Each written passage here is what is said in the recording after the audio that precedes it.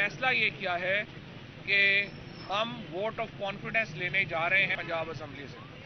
आज एक वफद जो है वो चौधरी साहिबान से मुलाकात करेगा, चीफ मिनिस्टर से और मोनिस अलाई साहब से, और उस मीटिंग में हम डेट तय करेंगे कि किस तारीख को असम्बली का इजलास बुलाया जाए और वोट ऑफ कॉन्फिडेंस जो है वो चीफ मिनिस्टर को दिया जाए, ताकि असम्बलियों की तहलील जो है वो मुमकिन बनाई जा सके। हमारे तमाम मेंबरान इस वक्त 177 मेंबर जो है पीटीआई का वो चौधरी परवेज़ इलाही को बैक कर रहा है, 10 मेंबर पीएमएलक्यू के अपने हैं। इस हिसाब से हमारे पास इस वक्त 187 मेंबरान जो हैं वो मौजूद हैं। स्पीकर को निकाल के स्पीकर को शामिल करें तो 188 हो जाएंगे, और इंशाल्लाह ये जो तमाम लोग हैं ये परवेज़ इलाही साहब को कॉन्फिडेंस वोट देंगे। और ये जो तारीख है इलेक्शनों की, ये आइंदा जो हाई कोर्ट का फैसला है उससे बहुत पहले होगा, और हम इसमें ताख़ीर नहीं करना चाहते।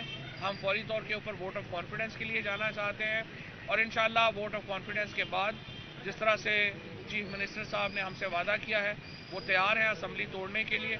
असम्बली की तहलील के लिए जो है वो जाया जाएगा, और नए इंतखाबात इंशाअल्लाह ताला इसके मुताबिक होंगे।